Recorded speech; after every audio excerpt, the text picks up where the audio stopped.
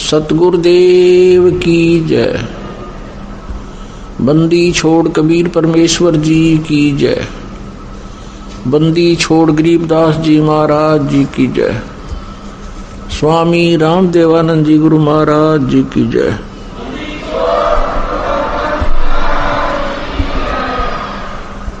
सर्व संतों की जय, सर्व भक्तों की जय, धर्मी पुरुषों की जय। श्री काशी धाम की जय, श्री छुडानी धाम की जय, श्री करौथा धाम की जय, श्री बरवाला धाम की जय। सत साहिब नमो नमो सतपुरुष को नमस्कार गुरु की नहीं। सो नर मुनि जन साधवा संतो सर्वसदी नहीं। सतगुरु साहिब संत सब नौतम प्रणाम। आगे पीछे मत हुए तिनको जा कुर्बान। निराकार निर्विषम काल जाल वै बंधन। निर्लेपम निज निर्गुणम अकल अनूप बेसुन दुनम। सोहम सुरति समापतम सकल समाना निर्दल। उजल हिरंबर हरदम बेपरवाह था। वार पार नहीं मत तम ग्रीव जो सुमरे सिद्ध होई। गणनायक कलताना करो अनुग्रह सोई। पारस पद परवाना आदि गणेश मनाओ। गणनायक देवन देवा चरण कमल लौलाऊं। आदि अंत करुण सेवा ब्रह्म शक्ति संगीता। रिद्धि दाता सोई अवगत गुण अतीतम। सत पुरुष निर्मोही जगदम्बा जगदीश। मंगल रूप मुरारी तन मन अर्पो शीशम। भक्ति मुक्ति भंडारी सुनर मुनि जन जावे। ब्रह्मा विष्णु महेशा शेष सहस्र मुख गावे। पूजे आदि गणेशा इंद्र कुबेर सरीखा। वरुण तरंग धामे सुमरत जीवन जी का। मन इच्छा बल पावे 33 कोट अदारा। धामे सहस 88 उतरे भव जल पारा। कट है यम की फांसी। हम विनती करते जी गुरु जी तेरे आगे। साहिब तेरे आगे हम विनती करते जी गुरु जी तेरे आगे। साहिब तेरे आगे। साहिब मेरी विनती सुनो गरीब नवाज।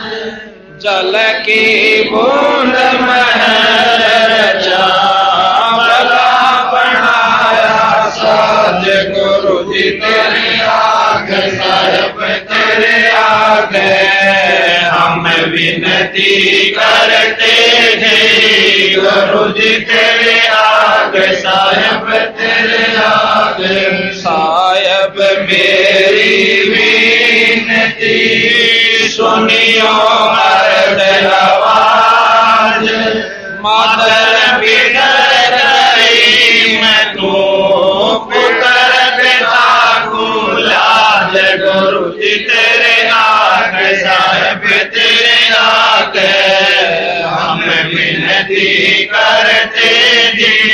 गुरु जी तेरे आगे साहिब तेरे आगे। साहिब मेरी विनती कर जोड़ू करतार। तन मन धन कुर्बान जान दीजिए मोहे दीदार। गुरु जी तेरे आगे साहिब तेरे आगे हम विनती करते जी। गुरु जी तेरे आगे साहिब तेरे आगे। मालिक मीरा मेहरबान सुनियो अर्ज आवाज। पंजारा को शीश पर चमन यूथ तेरा से। गुरु जी तेरे आगे साहिब तेरे आगे हम विनती करते जी गुरु जी तेरे आगे साहिब तेरे आगे मीरा मो पे मेहर कर मैं आया तक शाम समर्थ तुम्हारे आसरे बांधे जाम गुलाम गुरु जी तेरे आगे साहिब तेरे आगे हम विनती करते जी गुरु जी तेरे आगे साहिब तेरे आगे मैं समर्थ के आसरे दम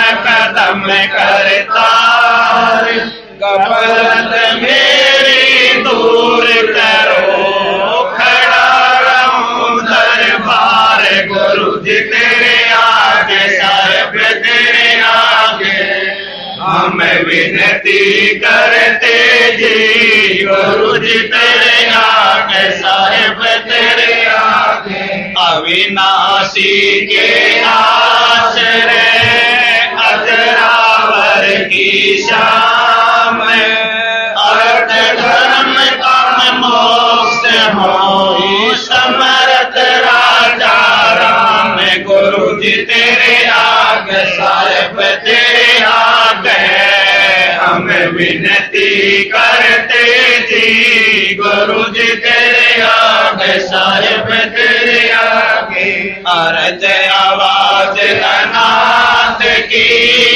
आजिज की अरदास आना में कियो दीजो ने सलवास गुरु जी तेरे आगे साहिब तेरे आगे हम विनती करते जी गुरु जी तेरे आगे साहिब तेरे आगे अनंत कोट ब्रह्मांड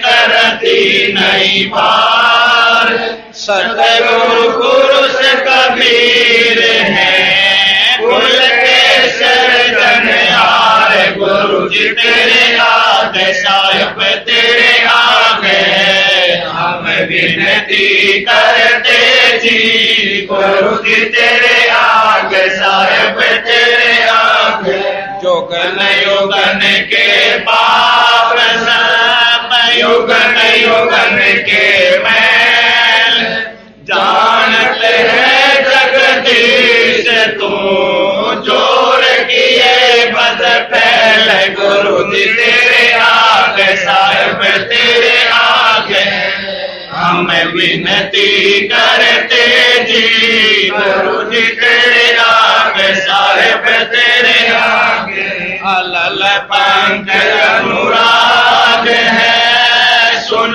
मंडल रहती दास गरीब उतारिया सतगुरु मिले कबीर गुरु जी तेरे आगे साहिब तेरे आगे हम विनती करते जी गुरु जी तेरे आगे साहिब तेरे आगे अकाल पुरुष साहेब धनी अवगत अविनाशी कृपदास शरण लगा काटो यम फांसी गुरु जी तेरे आगे साहिब तेरे आगे हम विनती करते जी गुरु जी तेरे आगे साहिब तेरे आगे अकाल पुरुष साहेब धनी अवगत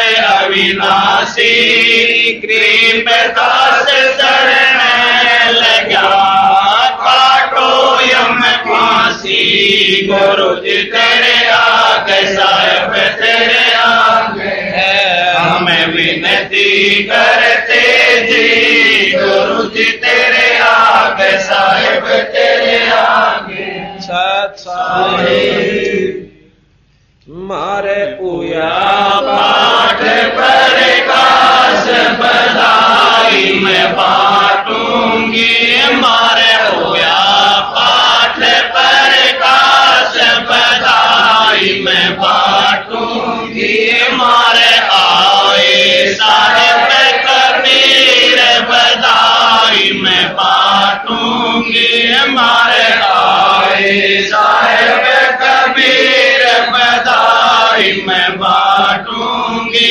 मारे आए गरीबदास बधाई मैं बांटूंगी मारे आए गरीबदास बधाई मैं बांटूंगी मारे होया पाठ प्रकाश बधाई मैं बांटूंगी अमर लोक से चल कर आए अमर लोक से चल कर आए भव बंधन से जीव छुड़ाए भव बंधन से जीव छुड़ाए दे मंत्र सतलोक पठाए दे मंत्र सतलोक पठाए ये देते निश्चल वास बधाई मैं बांटूंगी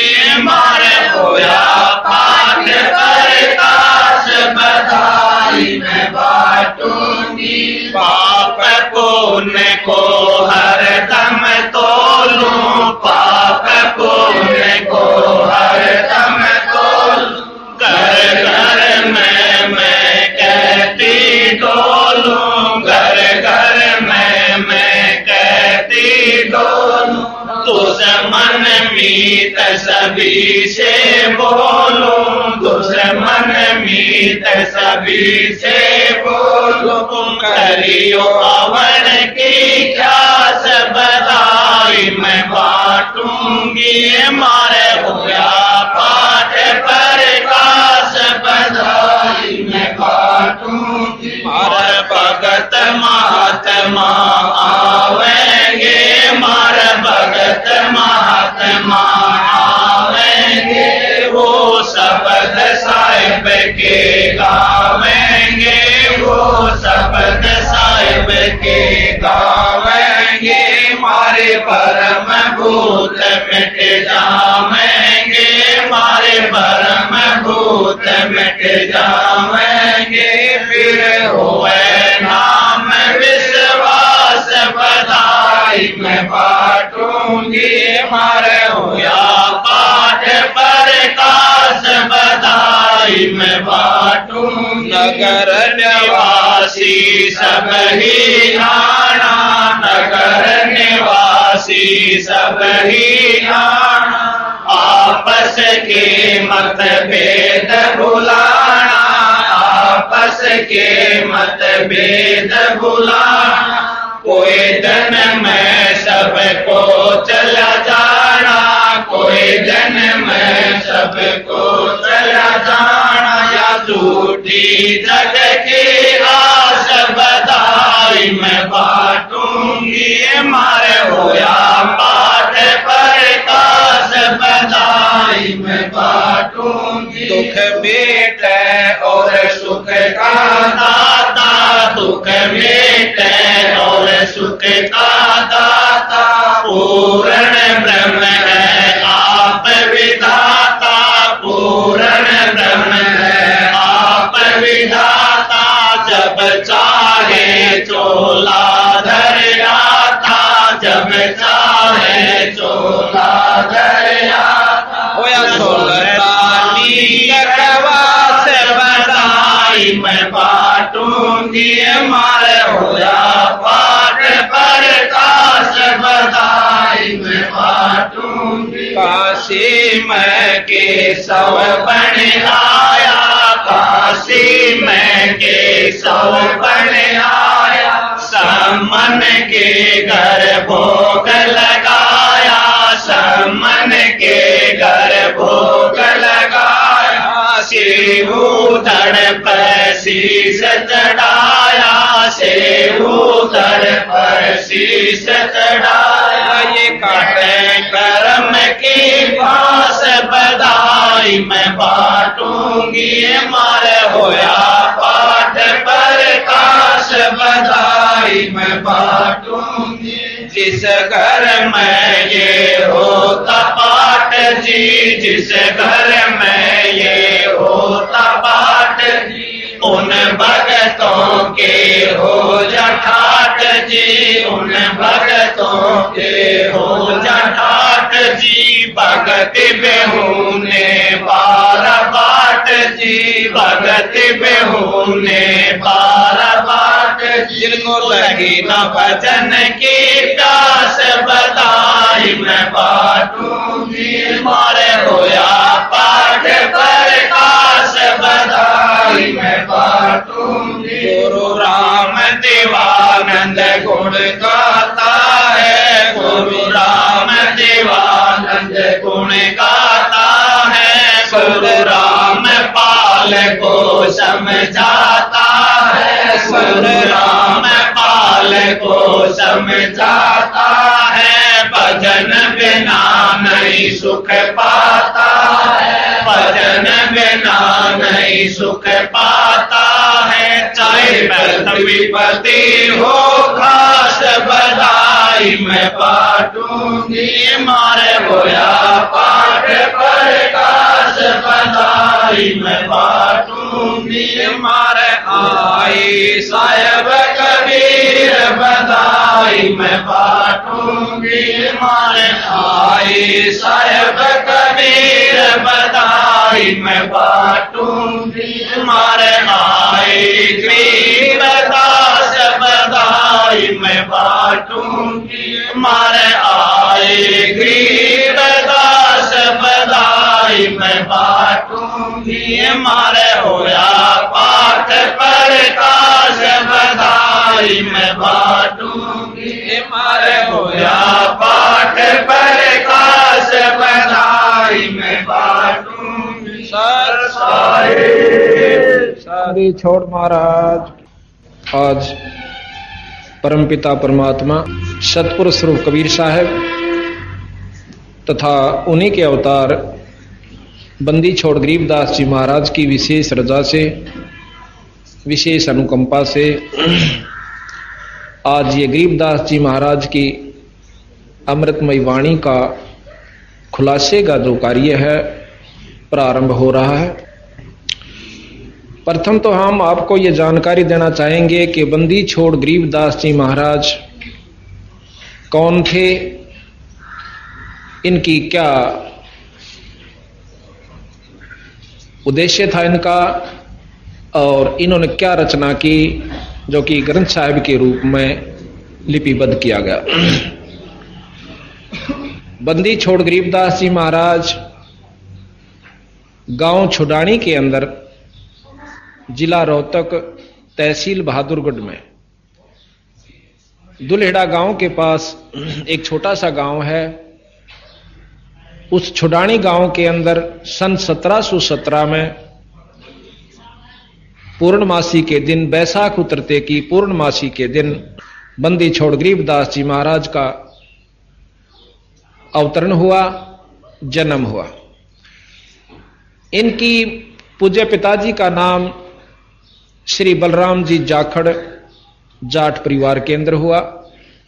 वैसे तो संत जाति को नहीं मानते, परंतु जो समाज ने या फीत लगा रखी है युगों युगों से, थोड़ा सा वर्णन करना पड़ता है। इनकी पूज्य माता जी का नाम श्रीमती रानी देवी था। श्रीमती रानी देवी छुडानी गांव की लड़की थी और श्री बलराम जी गांव करोथा के रहने वाले थे। किसी कारणवश इन्होंने गांव को त्याग कर अपनी ससुराल की जमीन को संभाला, क्योंकि रानी माता का जो कोई संतान नहीं थी उनके पिताजी के, तो वहां घर जमाई के रूप में गरीबदास जी महाराज के पूज्य पिताजी श्री बलराम जी रहे। इनके 2500 बीघा जमीन थी, जो कि पुराना बीघा होता था, जो 3.25 बीघे जो आजकल के किलों के हिसाब से है, 2.5-3 बीघे का होता था। इतनी इनके जमीन थी। ये सब वर्णन इसलिए दिया जा रहा है कि कोई यूं ना समझे कि सतगुरु महाराज ने कोई वैसे ही अपनी रोटी रोजी के लिए ये वाणियां कथ दी होंगी, नहीं। इन्होंने परमार्थवश आने वाले समय कलयुग के तगाजे को देखते हुए और ज्ञान का जो आजकल घोल मथोल कर दिया गया है, शास्त्रों का ज्ञान ना रहा, वेदों को ढंग से कोई जान नहीं पाया, उपनिषद श्रुतियों को जिसने जैसा भी उनके अंदर दोहे अनुसार अपने अनुसार उनकी बुद्धि ने काम किया, संतों ने अपने हिसाब से उनके व्याख्या की, भाषा भाष्य किया। अब हम जिस भी किसी एक उद्देश्य को लेकर चलते हैं तो हम देखते हैं कि एक शास्त्र कुछ कह रहा है, दूसरा शास्त्र कुछ कह रहा है। रामायण कुछ कह रही है, महाभारत कुछ कह रहा है। चारों वेद का जो भाषा भाष्य किया गया, 3-4 महर्षियों ने किया, उनका आपस में कोई से का किसी तक नहीं मिलता। कहीं तक मिलता है, फिर जाकर भिन्न हो जाते हैं। वही श्लोक होता है, संस्कृत के वही श्लोक है, क्योंकि वेद श्लोक बदले नहीं जा सकते। अपनी ज्ञान अनुसार, अपनी बुद्धि के जो विचार अनुसार हम उसका कुछ भी भाष्य कर सकते हैं। इस प्रकार उनके भिन्नता होने की वजह से असमंजस में जीव पड़ गए कि मेरा परमात्मा सैक नाश है, या ये शास्त्र सत्य हैं या असत्य हैं। गरीबदास जी महाराज ने यही फैसला दिया है। चारों वेदों को, 6 शास्त्र, 18 पुराण, 11 उपनिषद, महाभारत, गीता जी, और जो मुसलमान धर्मों का, मुसलमान धर्म जहां से शुरू हुआ, वो कौन महापुरुष था, कौन से लोक आया था, और किस शक्ति का वो अवतार था, और उस मोहम्मद जी ने क्या चलाया था। और आखिर में आने वाले समय में उस मोहम्मद जी के ज्ञान को भी लोगों ने अपने हिसाब से सेट करके उस वस्तु को गलत ढंग से प्रसारित कर दिया, जिसकी वजह से ये समाज आज इस स्टेज पर खड़ा हो गया, स्थिति पर खड़ा हो गया कि नास्तिक होने को जा रहा है। महर्षियों ने, महात्माओं ने समय समय पर आकर के बहुत कोशिश की गई है उनके द्वारा कि हम इस ज्ञान को एक कर पाएं, पर नहीं कर पाए। बंदी छोड़ कबीर साहब ने तथा उन्हीं के अवतार बंदी छोड़ गरीबदास जी महाराज ने उस सारे ज्ञान को एक किया और यह बताया कि चारों वेद हमें क्या बताते हैं, और उन चारों वेद के जान लेने से, चारों वेद का ज्ञान हो जाने से हमें क्या उससे उपलब्धि होगी। और फिर साथ में यह बताया है कि वेदों का जान लेना एक तरफ, जैसे पहले ऐसे भी महापुरुष हुए हैं जिन्होंने चारों वेदों को कंठस्थ याद किया, जिसको चतुर्वेदी के नाम से जाना जाता है। आज भी उनके वंशज, चाहे वो अनपढ़ है, उसको भी चतुर्वेदी कहते हैं। उनके कोई पूर्वज हुए हैं जिन्होंने चारों वेदों को कंठस्थ याद किया। अब कंठस्थ याद कर लेना शास्त्र को कोई बड़ी बात नहीं और कोई खास उपलब्धि नहीं, ऐसा गरीबदास जी तथा बंदी छोड़ कबीर साहब जी हमें बता रहे हैं। किसी शास्त्र को कंठस्थ याद कर लेना यह कोई खास उपलब्धि नहीं बताई, उससे हमारा आत्म कल्याण नहीं हो पाएगा। केवल जानकारी हो सकती है, दुनिया में हम ये जना सकते हैं कि संस्कृत बोल बोल के प्रभावित कर सकते हैं, पर आत्म कल्याण का उसमें रास्ता नहीं है। चारों वेद क्या बताते हैं ये हम आपको समय आने पर, जैसा क्योंकि 7 दिन चलेगा, ये धीरे धीरे खोल खोल कर समझाएंगे बड़े अच्छी तरह। तो साथ में यह भी बताया कि भगवान कृष्ण जी ने श्री गीता जी में हमें क्या ज्ञान दिया, और उस ज्ञान की जानकारी हो जाने से हम बुराइयों से बच सकते हैं। अब आप देखते हो कितने बच पाए हैं, क्योंकि जब तक हम सच्चे नाम का सहारा नहीं लेंगे, नाम एक ऐसी जड़ी है जो कि हमारे को जिस उद्देश्य को हम पाना चाहते हैं उस पर आरूढ़ करेगी और हमें शक्ति प्रदान करेगा। वो नाम के अंदर वो शक्ति है जो गुरु से उपदेश लिया जाता है। अब यही है कि महाराज कबीर साहब ने कहा, और गरीबदास जी भी प्रमाण देते हैं, ओंकार है वेद को मूला, ओंकार ओम ओम नाम जो है चारों वेदों की जड़ है, मूला कहते हैं मूल को, चारों वेदों की जड़ है। और महाराज कहें इस ओंकार में सब जग भूला। ओंकार जो है ये वेद की जड़ है। चारों वेद पढ़ लो, एक ओम नाम जाप कर लो, वो भी किसी गुरु से लेकर। वैसे अपने मनमुखी नाम जाप करने से कोई लाभ नहीं होता, ऐसा भी संतों ने प्रमाण दिया। फिर साथ में ये बताया कि गीता जी के ज्ञान को हम याद कर लेते हैं, सारा घोट लिया, सब कुछ याद हो गया, फलाने अध्याय में ये लिखा है, उस अध्याय में ये लिखा है,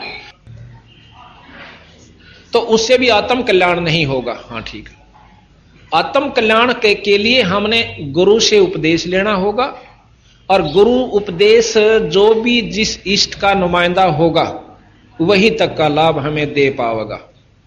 यह भी साथ में बंदी छोड़ना हमें बताया। अब साथ में सतगुरु महाराज ने यह ज्ञान दिया कि जो मुसलमान भाई हैं वो मोहम्मद जी को परमात्मा अल्लाह का खुदा का अवतार मानते हैं। और मोहम्मद जी कहां से आए थे? ये शंकर जी के गण थे और शंकर लोक से आए थे। क्योंकि जो भी गण किसी भी इष्ट, किसी भी जैसे महापुरुष की जैसे इष्ट की नगरी से आता है, लोक से आता है, जिस प्रकार विष्णु जी के अवतार राम और कृष्ण जी आए, शंकर जी के अवतार गोरखनाथ जी, और भी बहुत से लिखे हुए हैं रुद्र वगैरह, और साथ में मोहम्मद जी भी। मोहम्मद जी ने अपना अलग से ज्ञान चला दिया। उन्होंने भी इतना भ्रष्ट नहीं किया था समाज को, ना मांस खाने की कहीं किसी भी कुरान के अंदर कहीं भी नहीं लिख रखा कि मांस भक्षण किया करो। आने वाले समय में समय के अनुसार महाराज कबीर साहब कहते हैं कि अपनी जाड़ के स्वाद के कारण हमारे जैसे स्वार्थी जीवों ने इसको समाज को पथभ्रष्ट कर दिया। अब हम आपको ले चलेंगे कि कबीर गरीबदास जी महाराज सन 1717 में वैशाख उतरते की पूर्णमासी को विक्रमी संवत 1774 में श्री छुडानी धाम में प्रकट हुए। जब गरीबदास जी महाराज 10 वर्ष के हुए, खेतों में गौ चराने जाया करते थे, क्योंकि 150-200 गायें रखा करते थे इनके पिताजी। बहुत लंबे चरागा थे, 2500 बीघा बहुत होता है। तो एक दिन ये गौ चराने के लिए गए हुए थे, दिन का समय था। बंदी छोड़ कबीर साहब अपने सतलोक से आए। अब धीरे धीरे आपको ज्ञान होगा कि सतलोक क्या है, वो कौन सा लोक है जो सत्य है। ये थोड़ा सा 7 दिन तक श्रवण करोगे विशेष रूप से रुचि के साथ, तो पूर्ण रूप से जानकारी हो पाएगी। सतलोक से आए और वहां एक संत का रूप बना के, जैसे कि आप देखते हो, धोती और कुर्ते में, सिर पर लंबा टोप, और आकर के महाराज कबीर साहब गरीबदास जी तक कहने लगे, भाई पालियो, क्यों 2-4 पाली और साथ में थे, कि भाई पाली मैंने दूध पियाओ। अब गरीबदास जी 10-1 साल के बच्चे थे, कहने लगे महाराज जी दूध पियो, अभी निकाल देता हूं गऊ का। तो कबीर साहब ने बोले, ना भाई, दूध पीऊंगा बिना ब्याई हुई गां का, गऊ भी ना हो बछड़ी हो, यानी नए दूध ना हो रही हो और दूध छोड़ रखा हो, पिंदी भी नहीं हो दूध, उस बछड़ी का मैं दूध पीऊंगा। अब जो और पाड़ी थे बड़े बड़े, वो ने बोले कि महात्मा जी आपने फिर दूध पीने की रुचि को ना, आप तो मजाक करो सो, बिना ब्याई कदे दूध दिया करे। सतगुरु महाराज कहने लगे कि हाँ बिना ब्याई भी दिया करे। गरीबदास जी महाराज कहने लगे कि स्वामी जी आप जिस बछड़ी का हाथ ला दोगे उससे का दूध काट दूंगा। कबीर साहब ने एक बछिया का हाथ ला दिया जो 1.5 साल की थी, नए दूध ना हुई थी। हाथ लानते ही उनके थना में ते अपने आप दूध रसना शुरू हो गया। अब कई भाई तो इस बात को कतई गलत मानते हैं कि ऐसा नहीं हो सकता कि अपने आप दूध और बिना ब्याई, ये तो 250 साल पहले की बात है, बिल्कुल सत्य है। आज आपको बताता हूं कानूंदा गांव के अंदर इब तो वह गऊ हो रही है 5-6 बब्याली, उसे तसल्ली करियो आप जा करके। वो नाम भूल गया, मैं नाम भी नोट करके लाऊंगा, बताऊंगा आप तक। वो नाम ले रखा उस औरत ने हमारा, बुढ़िया। वानो बोली जी साबित गांव गवा इस बात का, या बाछड़ी जो है 1.5 साल की थी और अपने आप में इसने प्याण गई दूध, इसके थना में तो दूध निकलना शुरू हो गया जोड़ के ऊपर। मन ने सोची मैं इसका कोई राध रूद बन गई होगी। मैं घर ने ले आई, डॉक्टर को दिखाया, डॉक्टर ने बोला कोई राध नहीं, ये तो वैसे हो जाता है। अगले दिन और ज्यादा ठाण पे बैठती हुआ, ठाण सारा दूध में जो ना बहुत दूर तक फैला मिलता। फिर तीसरे दिन, चौथे दिन, हफ्ते पाछा तो उसमें तुर्री बंधन लाग गई। तो मन ने केक एक बाल्टी डालने लागी। जब वो दूध उसके पाया के ऊपर का बांध के एक हल्की सी बरोली ही बांध दी, कुछ वो बरोली भरने लागी। आधी मतलब शेर होया दूध, फिर 1.5 शेर होया। फिर मैंने उसकी चाह बना के उबाल के देखा ना पटा, नहीं पटा तो मन ने के करा, फिर उस पर मलाई भी आई, फिर चाह बना के देखी। फिर ने बोली अगले दिन मैंने जमा दिया, उसकी दही जाम गई और घी काटा, घी भी लिख आया। तो इस प्रकार ने बोली। फिर मैंने उसको खड़ और बिनोले गिरने शुरू कर दिए, बाखर चने बड़े। जो कहती मेरी बहू का बालक होना था, उसका 10 किलो दूध किया, घी बनाया मैंने उसका, देसी गऊ का। आज भी वह गां प्रमाणित सवानों कहती चल मैं दिखा के लाऊं आपने। मैं बोला वे तो के झूठ बोला है, अरीबती मेरे घर में बंद रही सर साबित। और भी 20, 30, 50 जितने वहां गांव के बैठे थे, बोले जी कति 100 की 100 सच है।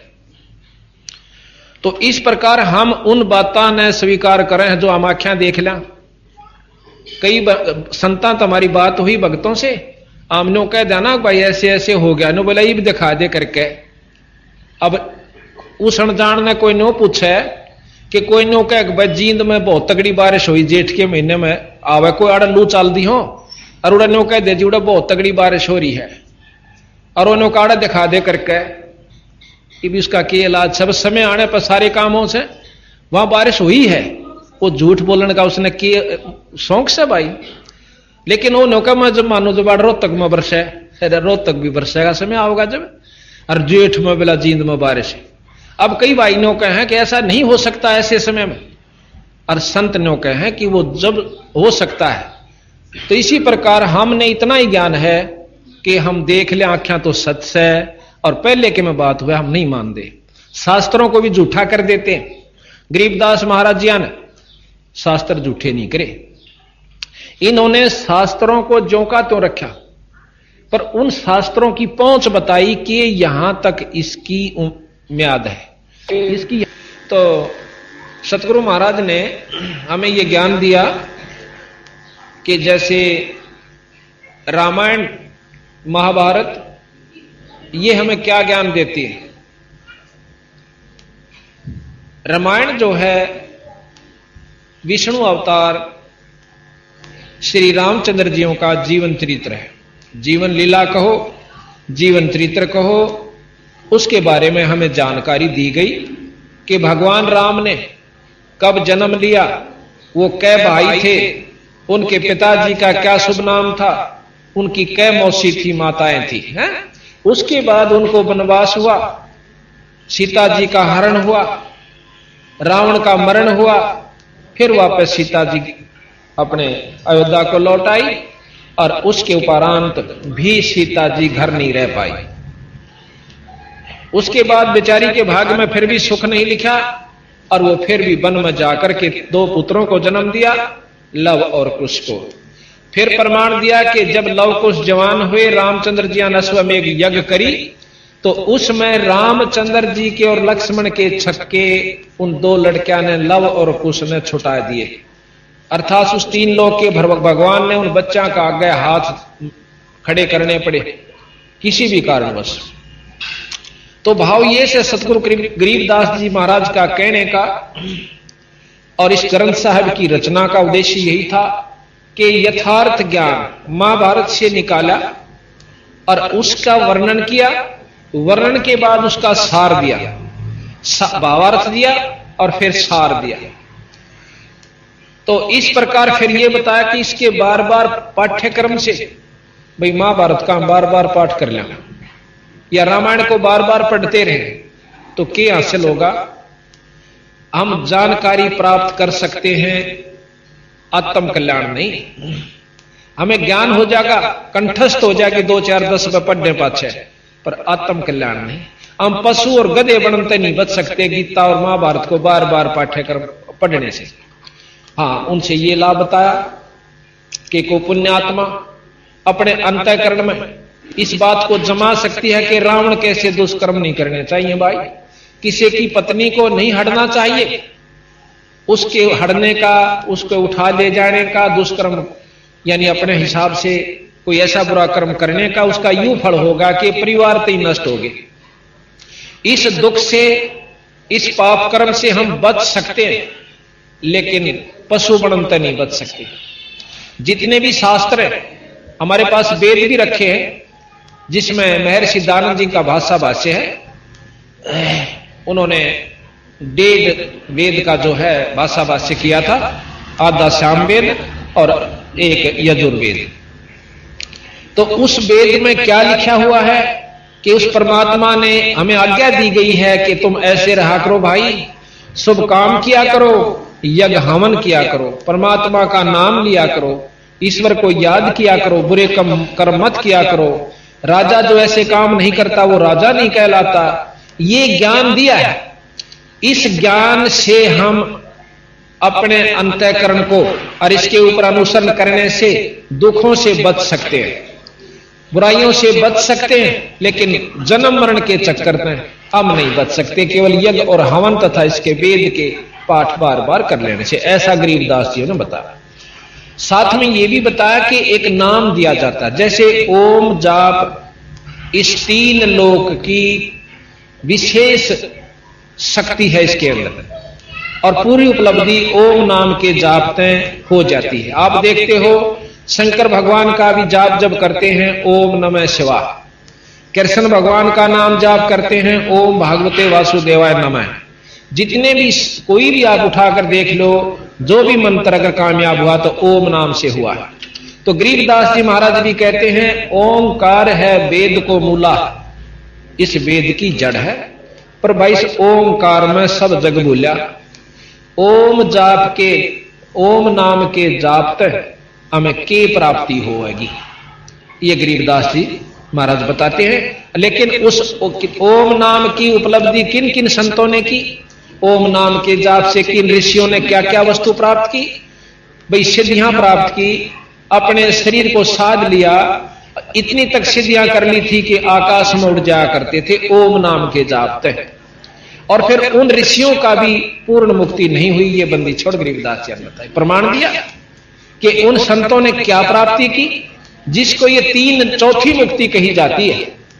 उस चौथी मुक्ति के अंदर जीव किस परिस्थिति में होता है वो भी सारा इसमें वर्णन किया। समय आने पर आपको धीरे धीरे सारा बताएंगे।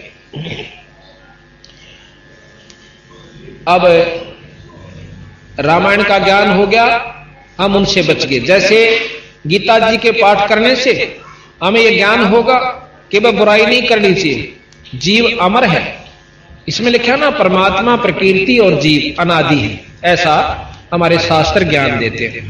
अब जीव पहले एक परमात्मा था, परमात्मा से फिर हम आत्म रूप में थे, आत्म रूप से हम जीव बने। जीव बने अपनी इच्छाओं के कारण, और जब इच्छाओं का नष्ट हो जाएगा, हमारी वासनाएं समाप्त हो जाएंगी, हम फिर पीव बन सकते हैं। ऐसा प्रमाण गरीबदास जी ने दिया और भी शास्त्र बताते हैं। अगर हमने जीव ही रहना है, कई भाई लोग ऐसे संत आत्माएं, संत जी के जीव अनादि है, ये पीव नहीं बन सकता, तो फिर साधना की आवश्यकता ही नहीं कर। जब हमने जीव ही रहना है, अनादि रहना है, तो कुत्ते भी बनना होगा और सूअर भी बनना होगा, गधे और गधी भी बनना होगा। ये 3 लोक की व्यवस्था तथा जीव की प्रक्रिया के अंदर आता है। गरीबदास जी महाराज कहते हैं फिर साधना की कोई आवश्यकता नहीं। जब आपने जीव ही बना रहना है, सारी 4 एवर सदा के लिए, तो फिर साधन क्यों करो भाई? उस साधना से क्या होगा? तो फिर साधन क्यों करो भाई? उस साधना से क्या होगा? तो ये सारा साथ बताया कि हमने पीयू बनना है। धर्मदास जी को जब कबीर साहब ने पूर्ण ज्ञान दिया, तो उसमें जब उनको ज्ञान हो गया, तो जब ने कहा था मेरे हंसा भाई, तो हंस रूप था जब तू आया। इस जीव को कहा कि तू परमात्मा स्वरूप था जब सतलोक से आया था, और अपना स्वरूप भूल में भूल जाता तो जीव कहाया।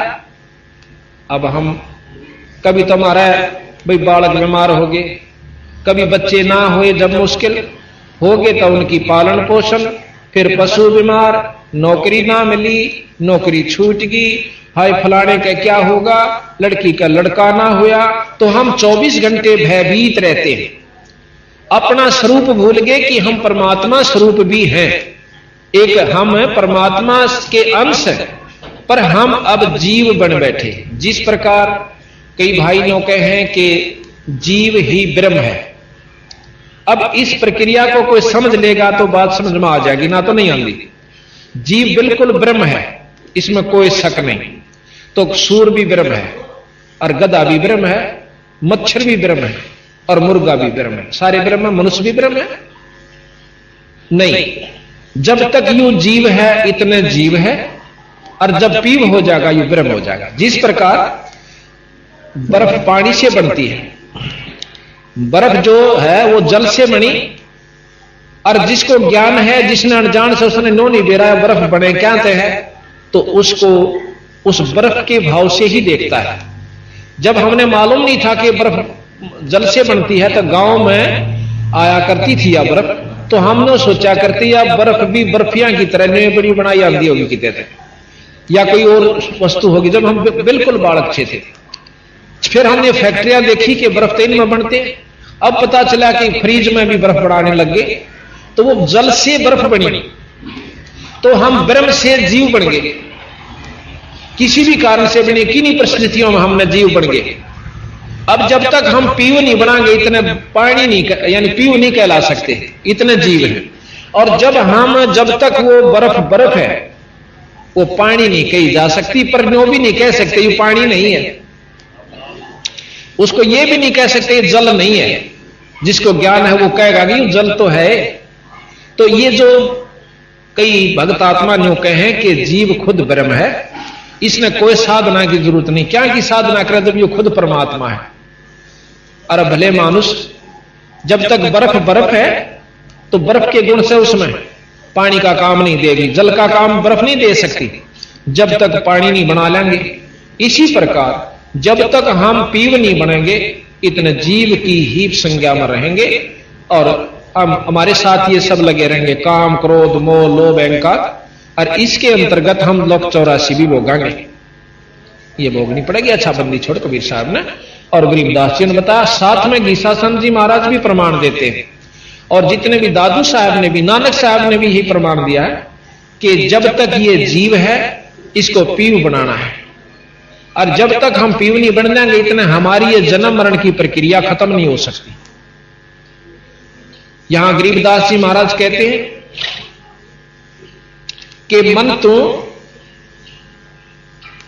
सुख के सागर बसरे, भाई और ना ऐसा जसरे।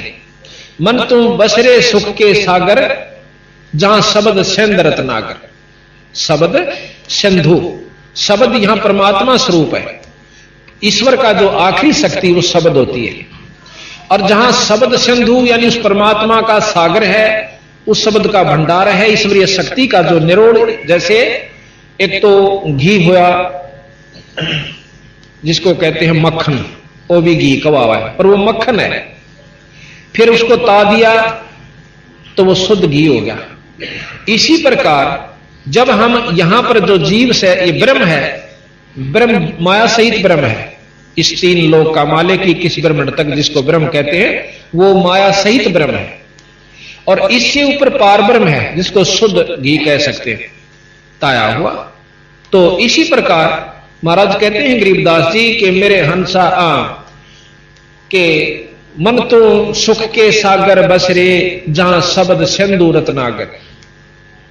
कि जहां पर परमात्मा शब्द रूप में है उस लोक में चाल भाई, वहां जाने के बाद तेरे ऊपर कोई प्रक्रिया जीव संज्ञा की नहीं रहे।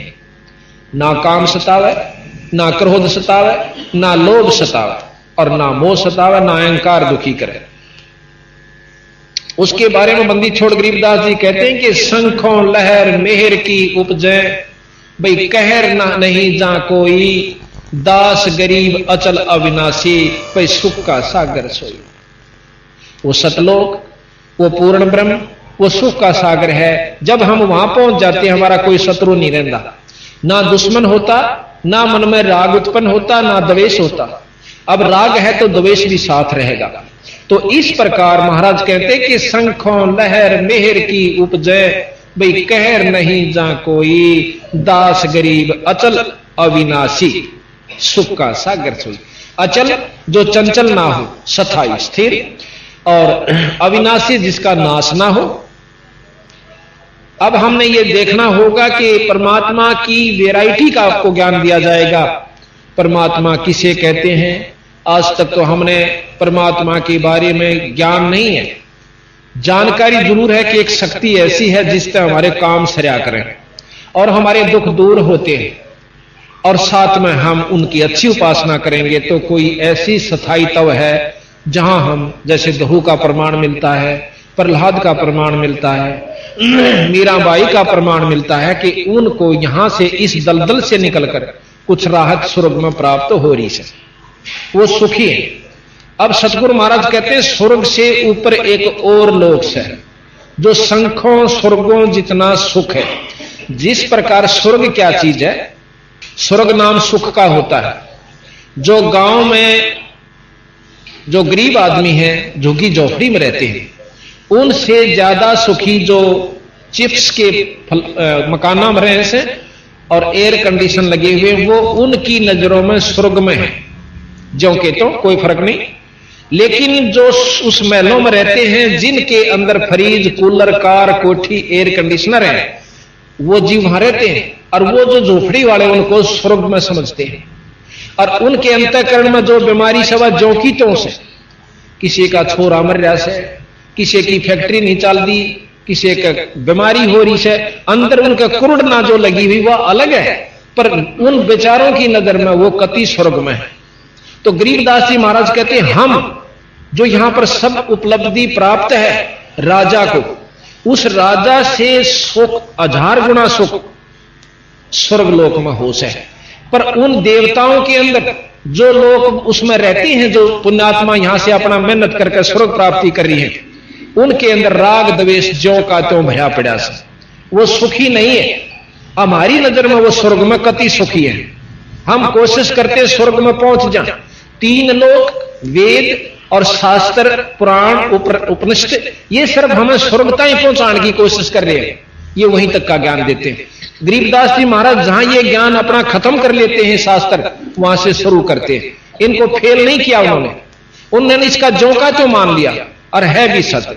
फिर उनका बताया कि उस स्वर्ग में की फल से आप की वहां प्राप्ति करना चाहते। आपने राग द्वेष सुने कि एक राजा था रहुस नाम का, उसको इंद्र पदवी मिल गई। इंद्र पदवी मिल गई तो उसने इंद्राणी के पास जाना था, और पालकियों में ऋषि लगा करते हैं उस इंद्र के, जिनको हम यहां कहते हैं ना स्वर्ग में पहुंच गए, वह इंद्र की पालकी ढोते हैं वहां पर। तो 4 ऋषि और इंद्र की पालकी को लिए जा रहे थे कहार रूप में। और रहुस राजा के यानी उस इंद्र के मन में वासना इतनी प्रबल हुई, उनमें से एक ऋषि थोड़ा वृद्ध था, वो चल नहीं रहा था। तो वो कहने लगा भाई जल्दी चलो, तुम क्यों देर लगा रहे हो। विषय वासना खत्म नहीं थी उनकी कि जल्दी करो, देर हो रही है। आखिर में क्या कहते हैं, उसने उसका लात मार दी जो एक कमजोर ऋषि चल रहा था। उस ऋषि ने उसको श्राप दे दिया।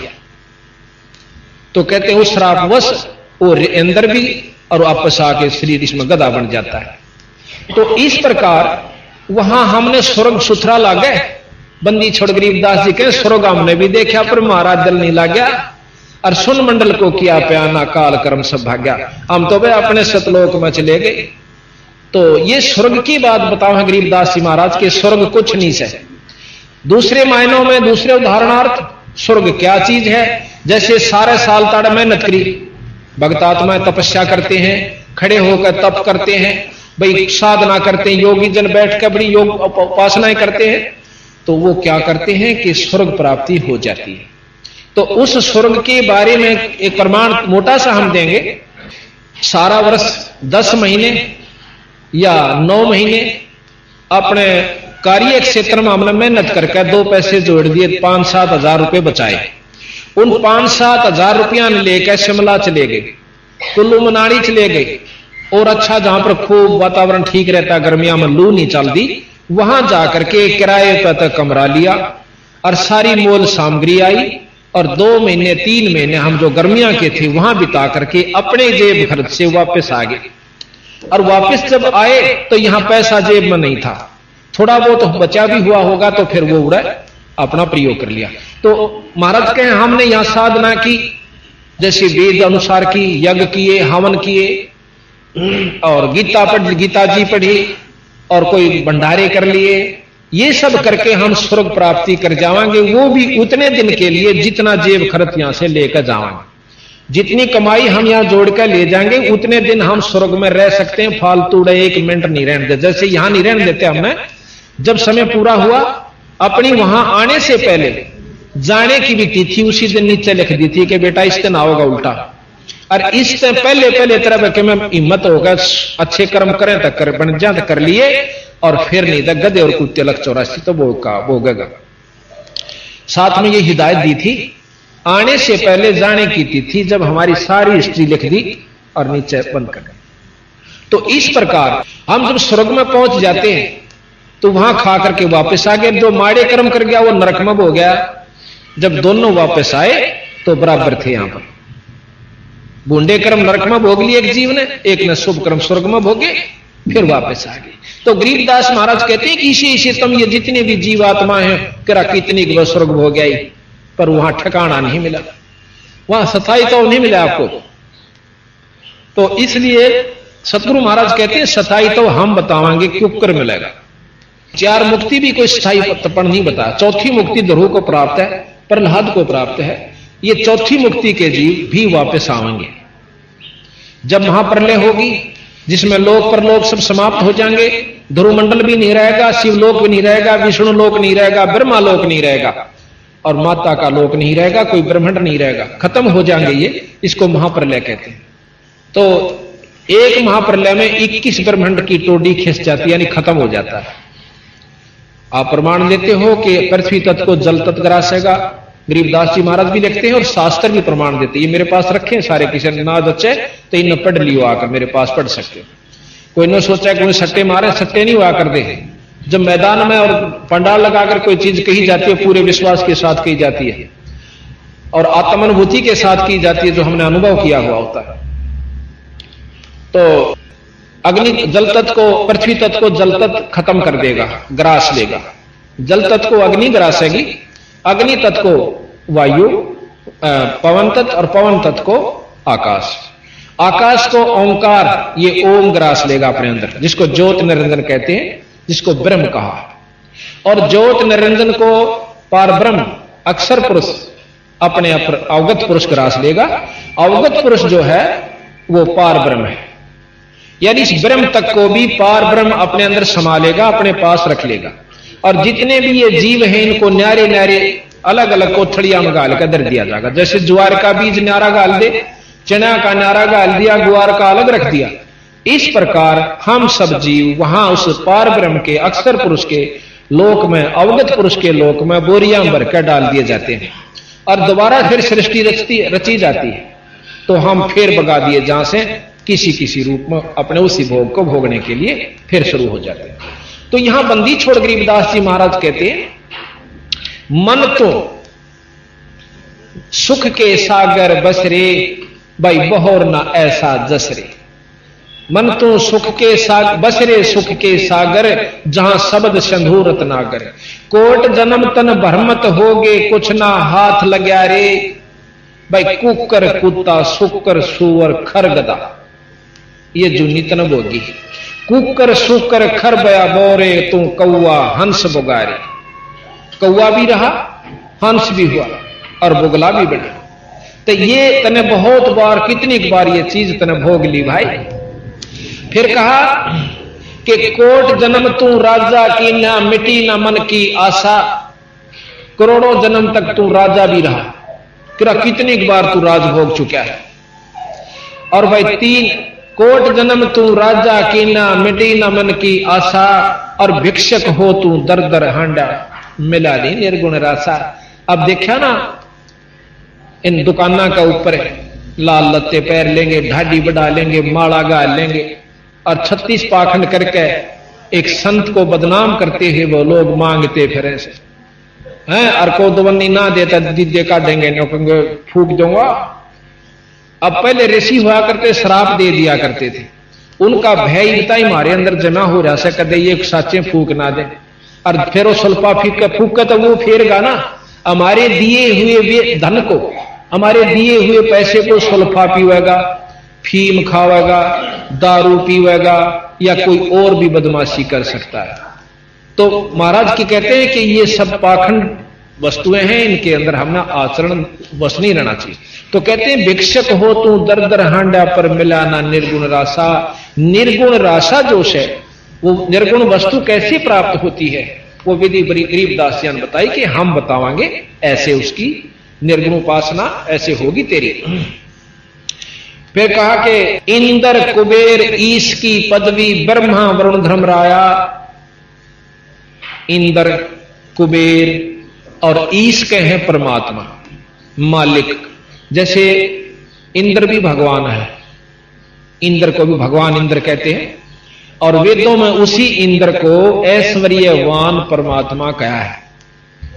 महर्षि जियों ने भी और जितने भी और शास्त्र ये खोल रखा श्याम वेद, उसमें लिखा कि ऐश्वर्यवान परमात्मा, जब परमात्मा में गुण विद्यमान है तो वो ब्रह्म नहीं है, वो निर्गुण नहीं है। जिसमें गुण है, जो परमात्मा ऐश भी करता है, उस परमात्मा वो सारी विधि है, तो उसके वो मतलब माया सहित है, रहित नहीं है। वो आकार में भी है कहीं ना कहीं, ये लिख रखा है इस वेद में भी, हम आपको दिखाएंगे। यजुर्वेद में साफ महर्षि दयानंद जी ने खोल रखा, भाष्य कर रखा उसका। और उस यजुर्वेद के 5वें अध्याय के 32वें श्लोक में खुद महर्षि जी सरलार्थ करते हैं।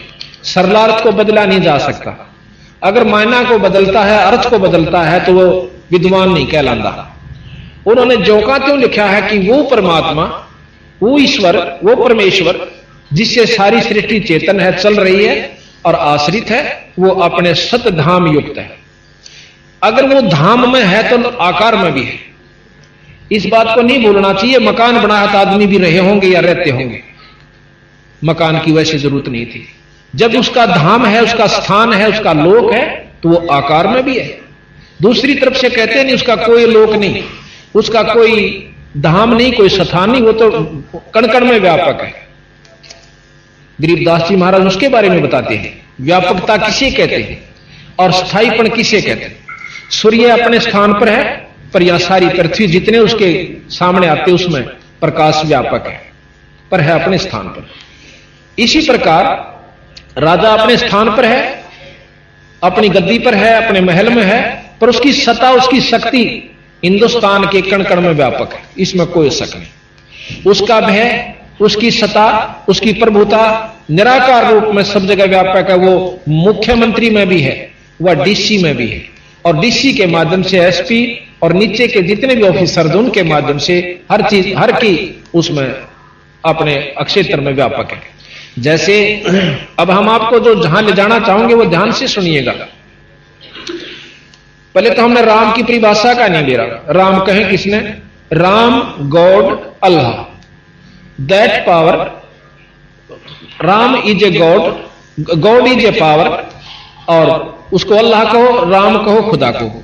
अब पावर नाम जो है ना, वो परमात्मा का एक स्वरूप है, शक्ति जो है उसे परमात्मा कहते हैं। अब शक्ति तो देखो इंद्र में भी है, और शक्ति हनुमान जी में भी है, शक्ति गणेश जी में भी है, शक्ति भगवान राम में भी है, विष्णु शंकर जी में भी है, कृष्ण जी में भी है, विष्णु जी में भी है, और ब्रह्मा जी में भी शक्ति है। पर जितनी जिसमें शक्ति है उतने ही वे परमात्मा है। जैसे तहसीलदार भी साहब को आवे से, एसडीएम भी साहब और डीसी साहब भी साहब को आते, कमिश्नर भी साहब को आवे, और मंत्री साहब, मुख्यमंत्री साहब और प्रधानमंत्री साहब, राष्ट्रपति साहब, ये सारे साहब को आवे। पर इनकी कार्य क्षेत्र में और शक्ति में दिन रात का अंतर होता चला जा सकता। ये तो आप मानोगे कि इनके ये सब साहब है, ये कोई नहीं कहा भाई यू काम तो साहब कर सके, वो ऑटोमेटिक अंडरस्टूड होता है, सब तो उस चीज का जानकारी होती है। जैसे डीसी ऑफिस के जितने भी कार्यकर्ता होंगे, कर्मचारी होंगे, वन्यों का आकर कोई भी काम हुआ भाई साहब ने कहा, वन्यों नहीं कहते हुआ बार बार डीसी साहब ने कहा, वन्यों का आकर भाई यू साहब कह गए, स्टेनो आओगा कि साहब ने न्यू कहा तो वो काम, वो अंडरस्टूड है उनके लिए कि साहब कह रहे हैं, कि उस किस साहब ने किया, उनको ज्ञान है कि डीसी साहब के ये काम करें। फिर वो कहेंगे कि ये किसने कहा, साहब ने कहा, उन्हें दोबारा नो कहने की जरूरत नहीं पड़ती, डीसी साहब ने कहा, अच्छा जी। तो इसी प्रकार हमने राम राम सुना पर नो नहीं बेरा कौन से राम पे के काम बनेगा।